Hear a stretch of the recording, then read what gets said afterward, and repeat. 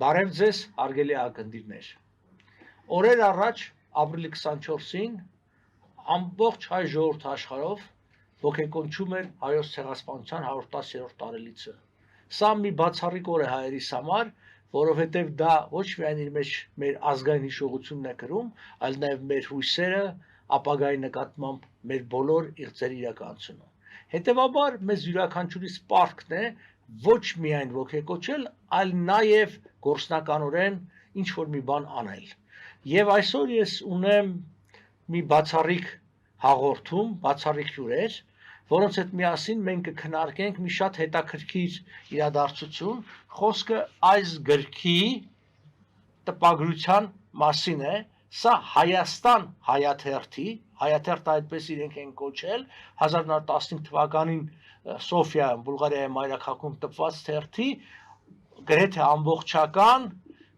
հրապարակումների մի ժողովածուն ներկայացնելն է։ Սա այդ թերթի առաջին համարն է, խնդրեմ մի փոքր ավելի մեծացած ցույց տաք, որ տեսնեն, որսի պարզ լինի, եւ մենք կքննարկենք ինչու սա տեղի ունեցավ եւ ինչ նպատակներ կան։ Ուրեմն իմ այսօրվա հյուրերն են Հիլմար Կայզերը, գերմանացի պատմաբան, ցեղասպանագետ, հաջորդի բարեկամ, I introduce you Mr. Kaiser, saying that you are historian, you are friend of Armenian people and you have written intensively over Armenian genocide. Եվ կուզեմ ներկայացնել պարոն Միհրան Մինասյանին Հալեպից, պատմաբան, ցեղասպանության վերաբերյալ բավականին շատ հրապարակումների հեղինակ, ընտանեկան պատմության մեջ այդ հիշողությունը կրող եւ մեծ վաստակ ունեցող այս հարցին։ Հիմա ես նախ կխնդրեմ պարոն Մինասյանին ինքը ներկայացնի ինչ է այս ներկայացնում իրենց այս Հայաստան թերթը, հետո ես արդեն խոսենք ձեզ հետ։ First Mr. Մինասյան will introduce the publication and then we'll discuss the rest. Համեցեք։ Այո, բարև ձեզ։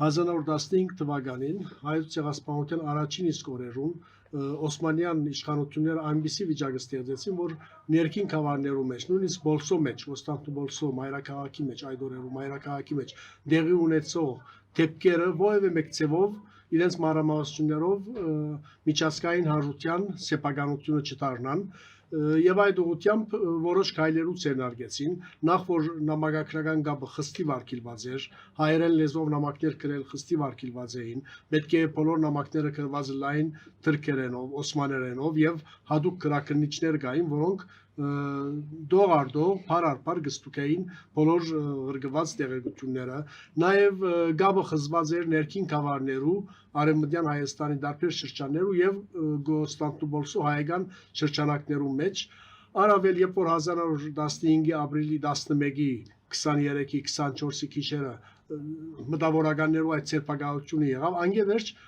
առավել եւս խստացուցին պայմանները նախ հայերեն բազմաթիվ թերթեր թատրեցան կամ թատրեցվեցան, որտեղ անոնց խմբակիրները ցերպակալված էին, աշխատակիցները ցերպակալված էին, անոնց մեջ շատերը, ինչպես Ազատամար դորնագեմար, որ դաշնակցության պաշտոնաթերթն էր, կուսակցական թերթ էր եւ արկիլված էր այդ թերթի հրապարակումը, Բոլսո մեջ մնացին քանի մը թերթեր, որոնք ընդհանրապես չեզոք կամ այդպես քաղաքական հadoop ուղղություն չունեին եւ այդ թերթերու հավաքածոները երբ այսօր գնայինք 1915-ի ապրիլի մայիսի թիվերու մեջ պատմական կարևոր դեպքերու մասին ընդհանրապես չեն խոսում։ Այո, ես այդտեղից ձեր ասացից կուզեմ մեր դիտողների համար ընդհանրացում անել, հենց ընդգծելով կարևորությունը, որ հենց պարոն Մինասյանը դա էր ներկայացնում, ինչով է կարևոր, որովհետեւ այս Հայաստան թերթը տպագրվել է Սոֆիայում, գիտեք, որ Բուլղարիան այն ժամանակ հանդիսանում էր Օսմանյան կայսրության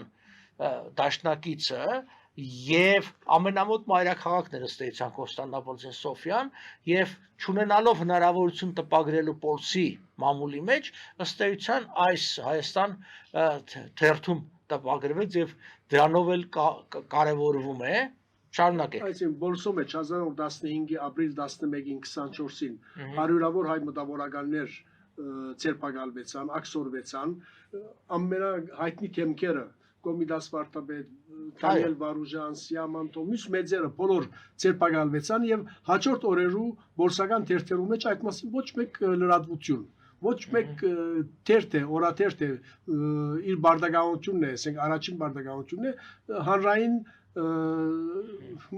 նշանակություն ունեցող թեփքերը լուսափանել եւ այդ մեկը չէին գնահանել բարձրապես որովհետեւ քսեմ խիստ քրակնություն կար եւ արտասահմանի մեջ առավել եւս որովհետեւ նաեւ նամակագրական գապ չկար շատ խիստ պայմանները ստեղծված էին այդ իմաստով շատ հետաքրքրական է օրինակ Շավարժ Միսակյանի պատմությունը որում պիտի անդրադառնա քիչ վերջ իմ ընկերը Հիլմարը հետաքրքրական է նաև հետևյալ դեպքը պատմեմ 1916 թվականի օգոստոսին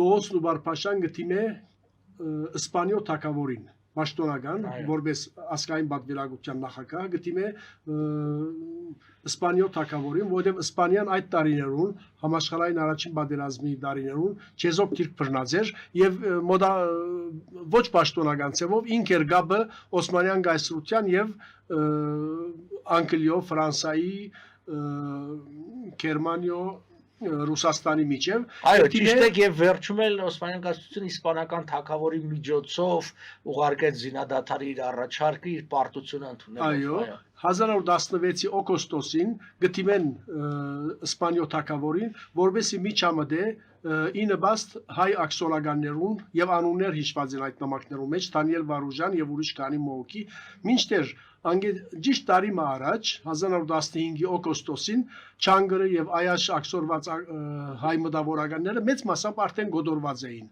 ասին Դանիել Վարուժանը սպանված էր 1915-ի օգոստոսին Դարիմը վերջ 16 թվականի օգոստոսին դակավին արտասահմանի հայերը այդ մասին դերակցություն չունեին այդ կան խիստ քրակնություն կար եւ ինչի մեջ կգայանա այս թերթի արժեքը 1915-ի 16-ի այդ սկզբնական շրջանին Տաշնակության բոլսո մարմինը որ ղեկավարները մեծ մասամբ ցերպակալված էին եւ ընդհանրապես Շավարժ Միսակյանն էր որ այդ գազագերբչական գործը գներ որովհետեւ ցևոմը հաջողած էր խույս տալ մինչեւ իր ցերպակալությունը անաշատ հետաքրական պատմություն է մինչեւ իր ցերպակալությունը ինքը կրծած էր ասպես ներքին խումբ ստեղծել որ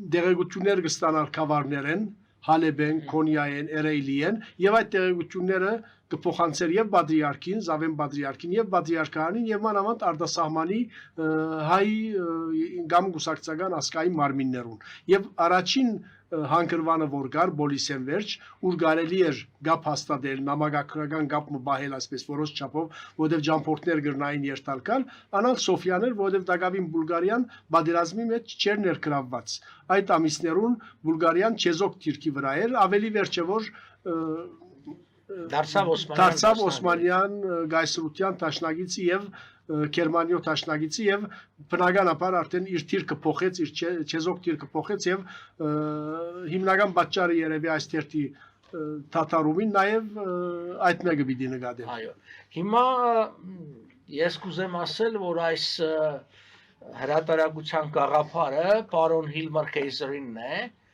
մեր գերմանացի գործընկերոջը եւ կարեւոր է այնքանով որովհետեւ սա ըստ էության սկզբնաղբյուր է եւ հիմա խնդրենք որ այս եւ նպատակներ կա այս գիրքը արդեն սկսել ենք թարգմանությունները արկա են գերմաներեն, ֆրանսերեն, անգլերեն եւ շուտով նաեւ թուրքերեն այսինքն առաջկան 4-5 լեզվով եւս սա լույս կտեսնի որովհետեւ դարձնենք մատչելի բոլոր գիտնականների համար եւ չասեն մեր ճշտամիներն ու հակառակորդները որ մենք ծանոթ չէին I said that the idea to have the collection of these entries publications from Hayastan newspaper is yours and we have some plans and intention to publish in several other languages including German, French, English, maybe Turkish and Russian in future and also go on with some this kind of publications, which are actually primary sources,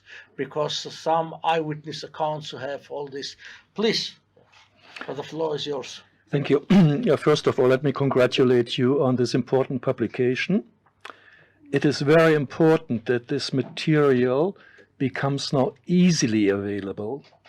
While it is important to have these publications in the research libraries, we have also to realize that going to research libraries, spending time, paying for the hotel, paying for the ticket, and so on, is a huge burden on researchers. Yeah. What you will do is make it easily available. It can be in any library, it can be in any university library, it can now be used for teaching and also for journalists. At the same time, the translations are important. A Turkish publication will hold Turkish historians responsible for knowing the contents of this publication if they want to talk about the topic. Yes. Before they could say, well, it is Armenian, it is not available, but now it's right in front of their noses. So for genocide deniers, their work becomes much more difficult. Secondly, Hayastan was also in part a product of a long-forgotten Armenian-German cooperation, more specifically, a cooperation between the Armenian Revolutionary Federation, Taşnak-Sütyon, and the Deutsche Orient Mission, German Orient Mission, a Protestant organization headed by Johannes Lepsius. Yes.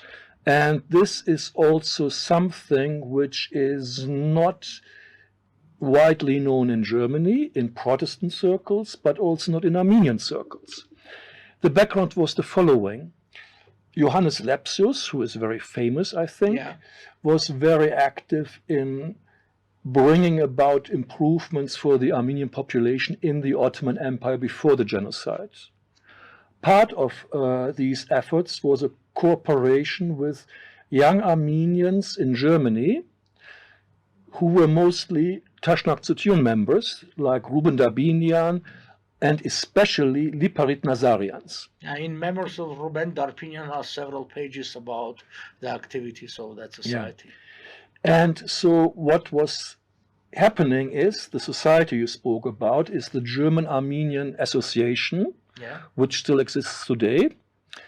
And they were founded in 1914.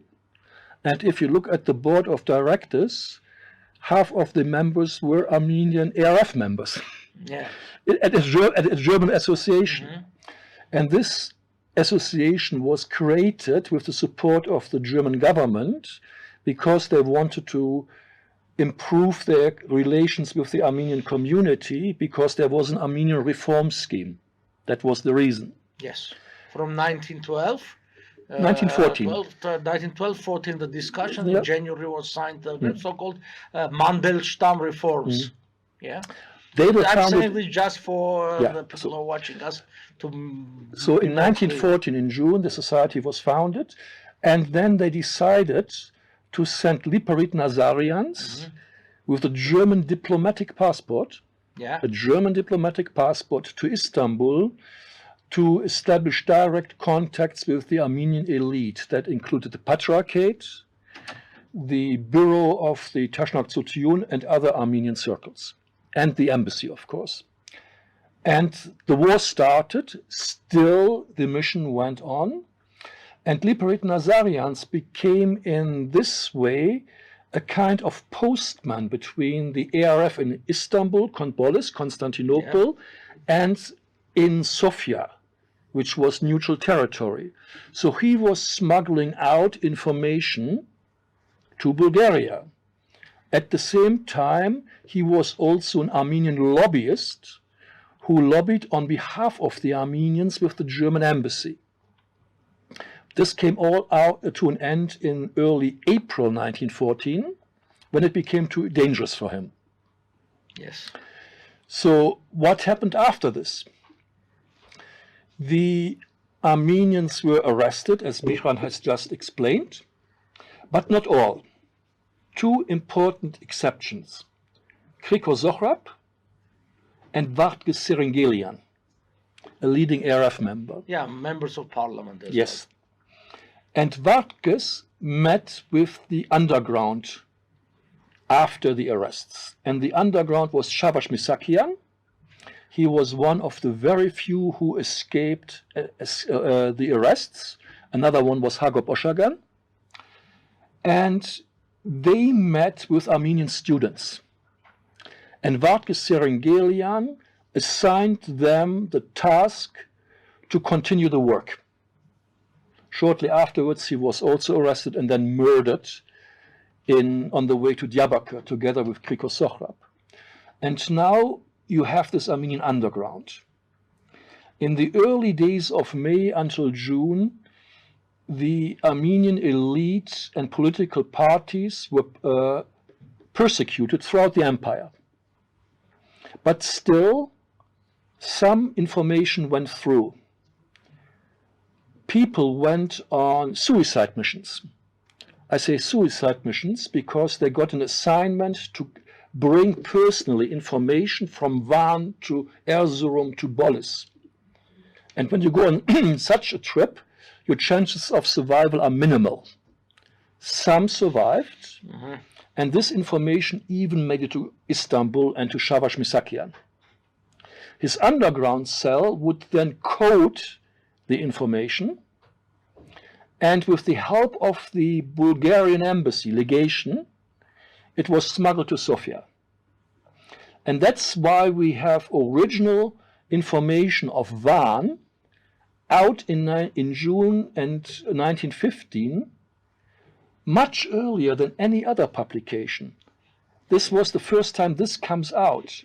Yes, I agree with you. And in the title of the book, we mentioned these first press publications about the Armenian genocide, because it was the fastest way to get into press.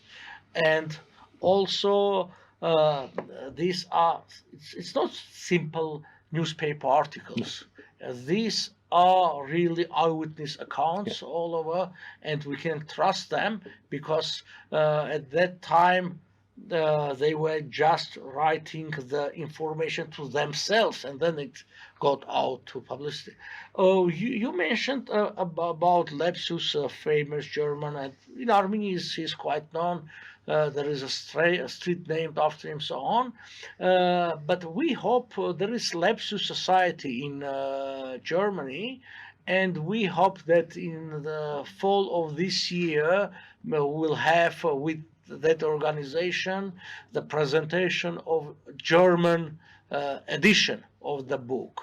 We see our goal making this available in many languages as much as we can, and go on also with other newspapers. And you already mentioned one, and Mr. Mինասյան, this is Վերջին լուրեր, which was published in Istanbul from 1919 to 23, just that year, so-called occupation, as Turks mentioned these years. So this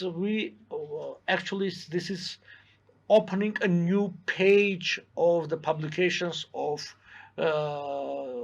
Armenian genocide, let's say. Պարոն Մինասյան, դուք ինչ կասեք Գրքի կարևորության եւ ընդհանրապես մամուլի վերաբերյալ արտասահմանի եւ ընդհանրապես հայության համար ցեղասպանության հետ կապված ցերպակալություններ ու առաջին լուրերու առաջին աղբյուրը, լավագույն աղբյուրը, սկզբն աղբյուրը Հայաստան թերթներ, ինչպեսի արտասահմանի հետ կապը խզված էր, ոչ նամակագրություն կար, ոչ ճամփորդողներ, մեկնողներ կային, եւ այս թերթի շնորհիվ է որ Եգիպտոսի հայերը, Եվրոպայի հայերը, Միացյալ Նահանգներու հայերը եւ նույնիսկ Արևելյան Հայաստանի հայերը գծանոթանային թե ինչ դերի կունենա Օսմանյան գայսրության տարածքին։ Եվ այս թերթի զանազան թիվերու մեջ կան թիվեր, օրինակ համար Շավարժ Միսակյանի մեկ հոդվածը կա, ուր օգոստոսին է գարձեմ, գսե որ մինչև այսօր սպաննվածներու, բռնի գրոնափոխներու թիվը հասած է մոտավորապես 840-850 հազարի, եւ ասում եք 1915-ի վերջերուն է դակավին։ Եվ այս թերթի կարևոր արժեքները մեկը այն է նաև, որ եվրոպացիներ, եվրոպական մամուլը, համաշխարհային հանրությունը ցեղասպանության մասին առաջին լուրերը ստացավ շնորհիվ Հայաստանեն, որովհետև Հայաստանի մեջ մանրամասնություններ գտվեին չարթերու մասին, նույն այդ թեփքերը գարդադբեին Եգիպտոսի հայերեն թերթերը, Կահիրեի եւ Ալեքսանդրիո։ Հետո կթարգմանվեր տարբեր նույն թերթեն վերցնելով հրադարագեր Ամերիկայի Բոստոնի հայրենիքը եւ ուրիշ թերթեր եւ այդպեսով մարդիկ աշխարհ ամբողջ կիմանար թե ինչ կանցնի գտարնա ես կուզեմ հենց այդ ձեր ասածը շարունակել, որ մարդիկ ավելի լավ պատկերացնեն, այսինքն ինչքան կարևոր էր, որ այդ լուրը տարածվում էր, որովհետև դրանից հետո հատկապես որփախմնամ մեծ նախաձեռնություն եղավ եւ դա ըստ էության շնորհիվ նրա էր, որ մարդիկ տեղյակ էին, արդեն պատրաստ էին հոգեբանորեն դա անելու, եթե չիմանային չէր լինի եւ լինի nearest relief-ը, որը 15 սեպտեմբերին Ամերիկայում արդեն սկսեց գործել, այս մեծ դերը այստեղ կա եւ ուրիշ մի բանն էլ որ ուզում եմ ես անդրադառնամ, որտեղ բնականաբար ես այս հատորի վրա աշխատել եմ մանրամասն ծանոթ եմ, դուք ճիշտ եք, այդ թվերի մանրամասների արկայությունը շատ տեղ գյուղ առ գյուղ անուններով գրված է, զոհվածների քանակը մանրամասն նկարագրած է, որտեղ այդ ամբողջն է. I was just telling that the details that we have in these publications are very important because here we have not only just figures, we have the names, the detailed description, all this, and this gives, as we say, put face on the genocide, because when people about 1 million, 2 million people that were killed, it's some kind of numbers. But when you read very, very hard stories here, how the young people, women, and were burnt alive and so on, you understand the suffering. This is that we also have a title here saying Xavier Vuisegerov, the pages of pain and hope, because when you go through the pages, the newspaper, you can feel the pain, but also you have some kind of hope of this. Please, Mr. Hílmar Kayzer, do you think that, because you have close contacts with scholars in Turkey, do you feel that this will be useful in terms of showing objectively the reality, or they will try, also some of them try to misuse us, saying that this is Armenian sources, this is Armenian just newspaper, and they were just writing what they want to tell people? First of all, we have to say this newspaper is also a testimony. Most of the people who reported on the genocide at that time did not survive. It is what is left of them. Yes. About Turkey, first of all, we should not be naive to believe that a denier who is paid to deny the Armenian genocide, they will go on with denial because they are paid. That is, but of course they're not really academics. For Turkish academics, we are in a sad situation that for the past 10 years, critical scholarship in Turkey is no longer easily possible, if at all. That means the people who were working seriously on the Armenian genocide have stopped, especially when they worked in a state university. The private universities have been almost all bought up by the government or its allies. So people had to resign, go into pension in order not to lose the job. And if you get fired from a university, you lose your pension. So you resign on your own. But now, is this just propaganda? Well, let me tell you. The Directorate for Public Security of the Ottoman Minister of Interior, that is the agency who persecuted Armenians, had a file in which they collected translations of Hayastan in Turkish. You have interrogation protocols when members of the group like Shabash Misakyan were arrested, interrogated, tortured, and then taken to the court-martial. So the Ottoman evidence shows that this is correct information. For the Ottoman Empire, it was not a question of fake news, it was a question of news. And how did they arrest these people? The Istanbul underground was very careful, the Polis underground. The mistake was made in Sofia. The Ottoman intelligence penetrated, with the help of Armenian traitors, the underground in Sofia, and provided the information that allowed them to track down the people in Constantinople. And this is a problem we had also in World War II with the Nazis and the Social Democrats, we even have today. So that's one of the lessons one has to learn also for the future. But there is no question that this information is correct. A lot of this information we can corroborate with the German archives as well, with Russian sources. I mean, there is no debate about this. This is not something isolated. It is a part of a larger mosaic. It's like a net. And this Hayastan element, which you now published, can be inserted, and it closes a gap between the Armenian, the Turkish, the German, also the American sources. You have to know, at the time, information from Hayastan, or which was published in Hayastan, was also collected in secret reports by the Tashnok Sofia Committee, and they issued 7 reports.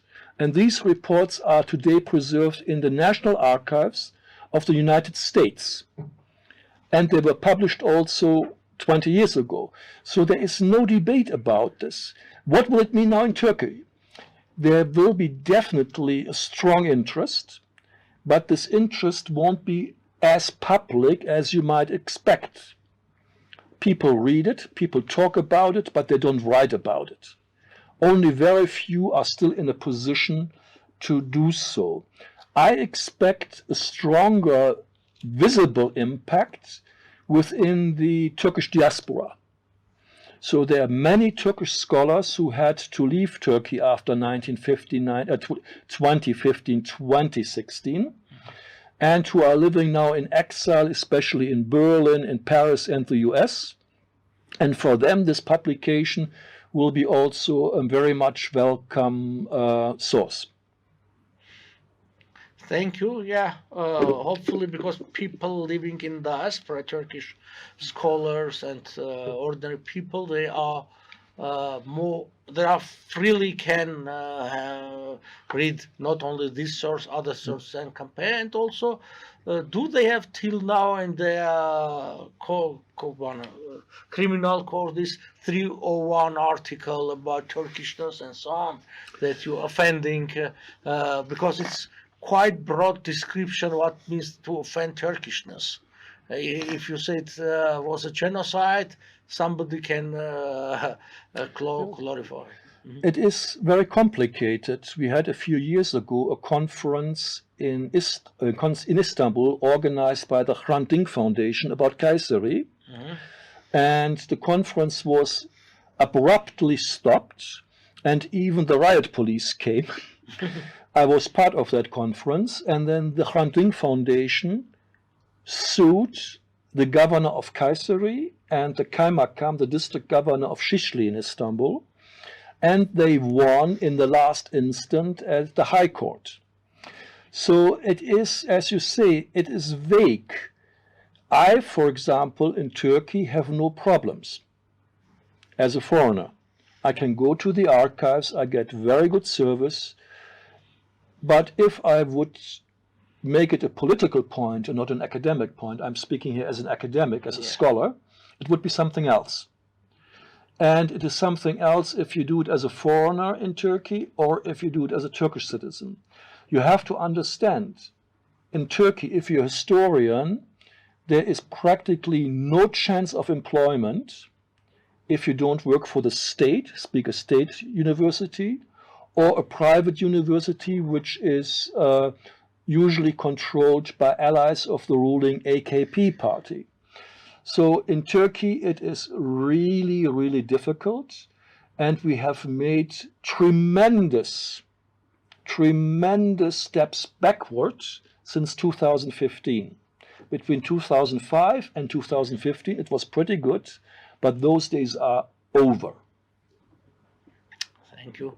Պարոն Մինասյան, շարունակեն այդ միտքը, որ 5-ից 15 թիվը, 2005-ից 15 թիվը ավելի ազատ էր, մի տեսակ հրապարակումներ կար։ Իմ տպավորությունն այն է, թուրքերը որ սպասում էին 100-ամյակն է, մի տեսակ ուզում էին աշխարհին ցույց տային, որ մենք պատրաստ ենք քննարկելու ինչ որ հարցեր խոսվեց եւ այլն։ Հետո որ 15-ը անցավ, արդեն համարեցին, որ կարելի է էջը փակել եւ ցավոք սրտի այսօր, երբ որ Հայաստանի այսպես կոչված իշխանությունները իրանք են ժխտողական տերի մեջ, իրենք որևէ շահագրգռություն չունեն արդարությունը բացահայտելու եւ հատկապես այն կայացնելու։ Ինչ է ձեր տեսակետը, ձեր կարծիքը այսօր ներկայումս, այսինքն այս հարցը, ասենք, որտեղ դուք մոտից հետևում եք Թուրքիայում տիրող դիադարձություններին կամ ինչու հիմա ավելի կոշտացեցին իրենք դիրքորոշումը։ Գիտեք ինչ, իբրև թե Օսմանյան արխիվները բաց են։ Այո, բաց են։ Դրամատրելի են միլիոնավոր փաստաթուղթեր դարբեր թեմաներով, բայց որոշ թեմաներ կան, որոնք գարանչվին ուղղակիորեն ցեղասպանության, այդ թղթածրարները չկան։ Փաստացի դրամատրելի չեն։ Օրինակի համար 1918 թվականի վերջերուն 19-ի սկզբնավորության արտագարկ բادرազմական արտագարկ ադյանը ստեղծվեցավ, չէ՞։ Թադավարություններ դեղի ունեցան եւ թադավարության այդ սկզբնավորության շրջանի մանավանդ Մազհարբեի գլխավորությամբ հանձնախումբ կազմվեցավ, որ գավառներեն դարբեր շրջանները փաստաթուղթեր հավաքեցին հազարավոր փաստաթուղթեր, հերակրեր, գաղտնի հերակրեր, դարբեր տեսակի վավերաթուղթեր եւ այդ բոլորը ներկայացվեցան թադարանին։ Ուր են այդ փաստաթուղթերը։ Իրենք կսեն արխիվները բաց են, այո, բաց են, բայց իսկեն այն մասով են բաց, ինչ իրենց հարմար է։ Ինչ իրենց հարմար է, այս թեմաներով փաստաթուղթերը ամբողջությամբ վերցված են։ Կամ օրինակի համար շիֆրա կալեմիգա, այսինքն ծածկագրերու թղթածրարները կան։ Այն հերակիրները, որոնք ներքին գործոստնախարար են, վարչապետ են, պատերազմական նախարար են, գուղվեին դեպի Սուրիո, Հալեբի, Գամդերզորի ղարավարիչներուն։ Ուր են այդ փաստաթուղթերը։ Չկան։ Ուր է պատերազմական նախարարության կամ պատերազմական նախարարության արխիվը։ Փակ է։ Կարևոր բաժինները բոլոր փակ են, դրամատրելի չեն։ Կամ նույնիսկ հայերու գալվազներու հետ կապված փաստաթուղթերը դրամատրելի չեն։ Երբ հայ մգերտա այսօր եւ գուզե գիտնալ թե իր հայրը, իր մեծ հայրը ինչ գալվազներ ուներ, այդ թափուներու այդ բոլոր բաժինները փակ են։ Իրենց ոչ թե քիդական մոդեցում է, ոչ թե իսկական դրամատրություն է արխիվները բանալու, այլ այսպես գներեք շոյի պես ցուցադրություն է, որ եկեք տեսեք մեր արխիվները բաց են, այսպես այդպես, բայց հիմնական կարևոր փաստաթուղթերը բոլոր վերցված են, դրամատրելի չեն։ Դե քանի որ աշխարհի ճնշումը կա, վրաները, պիտի ինչ-որ մի բան ցույց տալու համար, որ այո, մեր արխիվները բաց են, որովհետև եթե այդպես չլա, պիտի մեղադրվին, որ ինչու կփակեք արխիվները, ինչ պատճառ ունի արխիվները փակելու եւ իրենց համար պիտի ստեղծվի անհաջո վիճակ։ Այո։ Եվ խոսելով արխիվների մասին, եւ ես կուզեի դիմեի մեր հեռուստադիտողներին, գուցե ձեզանից շատերը իրենց ընտանիքում ունեն իրենց նախնիների հուշերը գրած ցեղասպանության տարիների մասին, հետո մասին, ձեզ միգուցե դա կարևոր չի թվում ինչ են գրել, որտեղ սովորական ընտանեկան պատմություն է, բայց ես կոչ եմ անում ձեզ մի անտեսեք դա, կապվեք ցեղասպանության թանգարանի հետ, նրանց տվեք, թող այնտեղ լինի, վաղը միսօր դա կհրատարակվի, չգիտեմ, կապվեք ինձ հետ, այսինքն ինչ որ կա, այդ մասունքները շատ կարևոր են, հիշողության մասունքները կարևոր են եւ դրանց էլ կարելի է կերտել, ստեղծել փշուր այս հիշողության, ինչ ասեմ, ապարաժը, որ իրապ ապագան կառուցվի, որտեղ ընդհանրապես ես կարծում եմ հերացումը սեփական արմատներից եւ մոռացությունը, որը լավ բանի չի բերի, իբր թե հարևանների հետ հարաբերություններ. I was just telling and asking people if they have some family memoirs written by their grandparents, which may be seen at the first glance that they are not important, something there. to give to Museum of Genocide or to contact me, because scholars can find very important things there. And also when we put the face on the genocide, it's making people more emotional and they really understand the suffering. Let's say the memoirs of Anna Frank, which is just a girl was reading some feeling. It's done not less than some scholarly academic works. And in Armenian history, we have some even young people that have written their memories. But unfortunately, it was during Soviet time, it was forbidden to publish them, especially, let's say, after Moscow Treaty, where there is special article forbidding saying something negative about them. They were very close to Kemalists and nowadays, unfortunately, nowadays so-called Armenian authorities also denying and pushing back, thinking that not speaking about the genocide will make easier to have normal relations with Turkey. My view is that denying our past is not the best way to create the future. We have to have this understanding and to have our lessons coming from that period. What you would like to add and will about this thing? As you said, these memoirs or notes, letters, whatever you have, can be very important. Yeah. Sometimes it is just enough that we have a survivor saying, I was at a certain point and I saw this person. Mm-hmm. This information alone doesn't mean much. Yeah, but if we match it in the context, it becomes like an explosive. So we should not dismiss evidence. Sometimes things do not make sense to us. But that means that it opens a door to a new view and to find new things. In that sense, research will not end. And also here in Armenia, I mean, we will have in next month a big international genocide conference at the AGMI, and there will be new insights. People are working on it. Your effort with Hayastan is very important. It shows that the Armenian genocide is first of all not restricted to a state. It is not restricted to a university. It is not restricted to an organization. It is not restricted to a nation or whatever. The research and the information on the Armenian genocide is a collective effort. It means it is international. I'm a German. I have no family connection to Armenians. It is their Turkish citizens, their Kurds, their Russians, Iranians, Arabs, you name it. It is private organizations, interested individuals like you who take an initiative. This is how the Armenian genocide issue stayed alive and how it will continue. And if anybody hopes to control the debate, be it a government like in Turkey, they cannot control, they failed. Since 2015, nobody is listening to Turkey anymore. It is over. If anybody thinks he can control the debate, he is in for a failure. It is impossible. What we need is everywhere freedom of research, free access to archives, libraries, and resources, and leave it to the people to work with it. Do not give orders.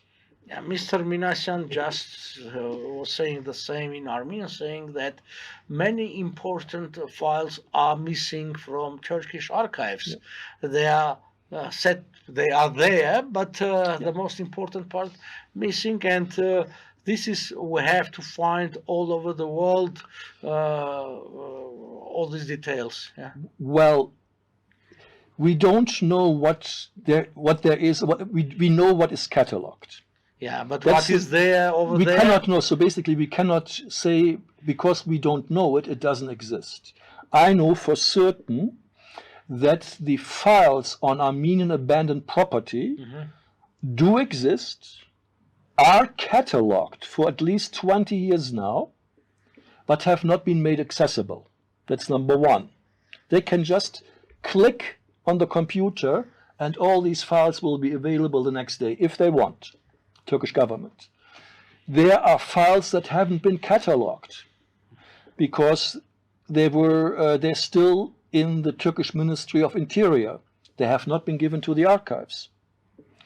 But even if you try to clean the archives, it doesn't work. Let me give you one good example.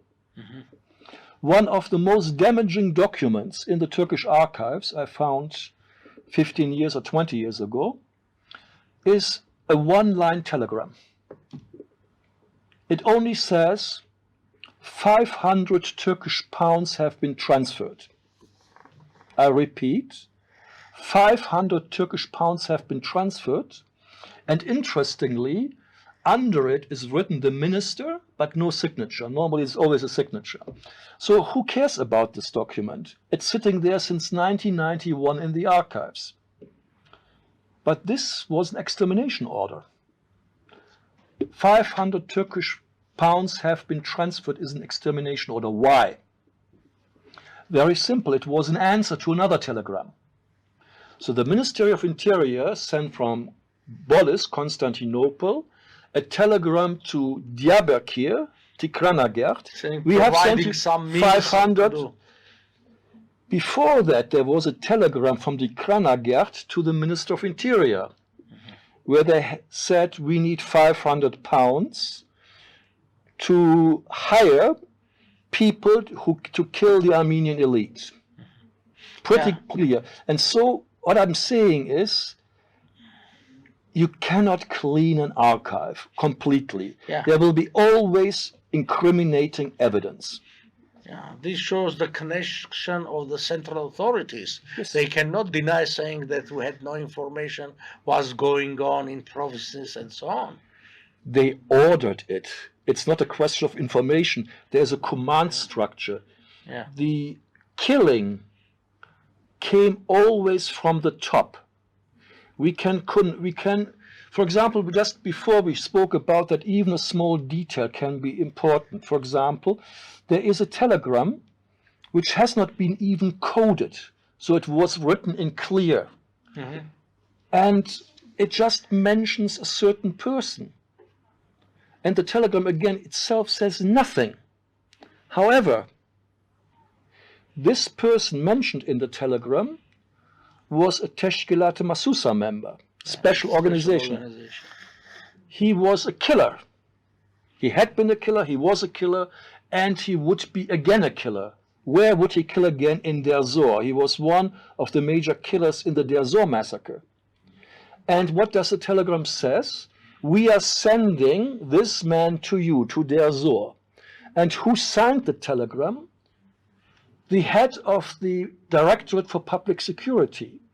So the top executive under Talat's right-hand man, sent a Teşkilat-ı Masusa guy to Deir Zor ahead of the massacres, and from the Armenian survivors we know what he did. This is pretty strong evidence. You don't get away with this in any court of the world. So that's why we have to look literally at each piece of paper, and it really doesn't matter if it is Armenian, Turkish, or whatever. This example shows you the Turkish evidence itself is interesting. But the moment you get that piece of paper from the Armenian side, it creates a real problem for genocide deniers. It proves criminal intent to mass murder Armenians. And that's why it is very important that we also work together. We exchange our knowledge. 1 + 1 with historians is not 2. It might be 4, 5, 6, or even 10. And if you publish this newspaper, it also not just adds one more stone of it, it becomes a whole column. It will complete in a way a structure. Yes, and so it is really, really important. And people should not think it's over and done. No, we are progressing every single day. Yeah, thank you. Պարոն Մինասյան, հարցը ցեզ է ուղղված, որտեվ վստահ եմ, որ ձեր ընտանիքի մեջ նման պատմություններ լսած կլինեք, Հալեպի այցունը ստեցան ցեղասպանության սպանվածների, զոհերի փրկվածների զավակներն են։ Հիմա այս որ որոշ իշխանավորներ ասում են դեռ պիտի պարզենք ինչ է եղել, պիտի հասկանանք արդյոք եղել է այս անունները գտնենք, թվերը եւ այլն, արդյոք գիտական տեսանկյունից դե հույզերն էլ մի կողմ դնենք, սրա մեջ իմաստ կա, որտեղ սա բացահայտորեն թուրքական տեսակետի պնդում է ասել, որ չի եղել է, որտեղ անունները բոլորի հայտնի չեն, թեև կրկնում եմ, օրինակ հենց սրա մեջ բավականին շատ անուններ կան։ Ձեր տեսակետը։ Անուններու հարցով նախ ասեմ ամբողջական անվանացանք ունենալու համար ցեղասպանության զոհերու պետք է ունենալ նախ Օսմանյան գայսրության մեջ ապրած բոլոր հայերու անվանացանգերը։ Եվ այդ բոլոր ցանգերը արգայ էին միայն pedagogan արխիվներու մեջ։ Օրինակ համար Խարփերտի առաջնորդարանը օրինակ կուտամ վստահաբար ուներ իր քյուղացուցակները, բայց ուր են այդ քյուղացուցակները, բնակիչներու անվանացանգերը, բոլորը փճացան։ Վստահ եմ, որ Գառնո առաջնորդարանը ուներ այդպիսի ցուցակներ։ Կան pedagogan մարտահամարներ եւ այդ մարտահամարներու դվյալները ամբողջությամբ կգտնվին բոլսո pedagogan արխիվներու մեջ, որոնք դրամատրելի չեն։ Գայդարարեմ, որ արխիվները բաց են, այսպես այդպես, բայց այդ բաժինը դրամատրելի չէ։ Երկրորդ ցուցակներու երկրորդ ցանկ մգա 1915-ին, 16-ին, երբ կգարտան քուշակություններ, դարբեր մարդոց հուշերը, հաջող կհանդիպինք հետևյալ տեղեկության, որ բեդուտերեն հրանք եկավ, որ պատրաստենք մեր քաղաքի մեջ գտնվող, մեր վրանակաղաքի մեջ գտնվող հայերու ամբողջական ցանգերը։ Եվ կան մարդիկ, որոնք իրենք պատրաստած են այդ ցանգերը եւ իրենց հուշերու մեջ գրած են։ Մեկը գարունակ գսե, որ մեր գարձեմ բաբի մեջ գտնված է, թե ուր գտնված է, գսե մարտահամար գազմեցինք պետության հրանքով եւ բարձվեցավ, որ մոտավորապես 9000 հայեր ենք մենք այսօր։ Այդ ցուցակները ուր են։ Հայկական կողմը չունի այդպիսի ցուցակներ։ Այդ բոլոր ցուցակները վահված են բոլսո կամ չեմ գիտեր թրկական ինչ որ pedagogan արխիվներում մեջ եւ այդ բոլոր դրամատրելի չեն։ Բնական է որ երբ իրենք այդ արխիվները չեն դրամատրեր, մենք ամբողջական ցուցակ պիտի որ չունենանք։ Այո, բայց առանց անգամ ցուցակի եւ ցուցակի։ Բայց ցուցակը ինչ կնշանակի։ Ոչ մեկ։ Սա միանա կասկած չկա, որ եղել է պետության կողմից կազմակերպված, պետության կողմից հրահանգված, պետության կողմից իրականացված ցեղասպանություն։ Եվ հայերը մարդիկ սպանվել են, որտեղ հայ էին։ Հենց սա ցեղասպանության ամենաբնորոշն է։ Ոչ թե ոչ որ հանցանք էին գործել, որը պիտի դատարանով հանցանք ապացուցել, պարզապես սպանվում են եւ մենք այդ ամբողջը գիտեն բոլորը գիտեն ըստ էության, թուրքերն էլ գիտեն, աշխարհն էլ գիտի, պարզապես ըստ քաղաքական նպատակահարմարությամբ երբեմն դա ընդունվում ու ճանաչվում է, երբեմն ոչ, ուղղակի ցավալին նա է, որ Հայաստանի իշխանություններն են դա դնում կասկածի տակ, սուտ այն պատկերացումով, որ սա ինչպես ղեկավարներից մեկը ասեց, դե եթե մենք չշահարկենք ցեղասպանության հարցը, թուրքերը ինչի պիտի մեր նկատմամբ վատ լինեն, չէ, իրենք վատեր, որտեղ իրենք իրենց նպատակներն ունեն, ազգային խնդիրներն են լուծում, որի մեջ իրենք չեն տեսնում հայոց պետականության կամ անգամ հավաքական գոյության հարցը։ Այսպես է։ Ես շնորհակալություն եմ հայտնում, I would like to thank you for your efforts generally that you have done for in your researches and also for supporting, giving in ideas and of future cooperation as well. We have to have these editions in other languages, also publications of collections of some articles and entries from other newspapers, and hopefully one day all archives really will be opened and we'll see the view in details, because generally we know this. There is no doubt there was an Armenian genocide. There is no doubt that people suffered, and for me there is no doubt we really want to have normal relations with Turkey, but to do so we needs some kind of understanding from their side. People are emotional till now, even 110 years passed away, but it's of their family stories alongside. Let's say my family is from Eastern Armenia. We do not have this. I mean, we do not suffer enough, but it's a pain of mankind. It's not even saying Armenians. Mr. Kaiser is German, he feels, and he has spent 20, 30 years on doing these researches. Why? Because justice is very important. People need to know the reality, which is basis for normal, for peaceful relations. Thank you very much. Հաջողություն ձեզ։ Մինչ նոր հանդիպում մենք բարբերաբար ձեզ կներկայացնենք մեր տարբեր հրապարակումները, կրկնեմ, որ այսօրվա մեր հաղորդումը նվիրված էր այս Հայաստան հայաթերթի, Սոֆիայում տպված 1915 թվականին թերթի հրապարակումների առանձին ժողովածայի տպագրությանը եւ նրա հետ կապված տան հարցերը։ Հաջողություն ձեզ։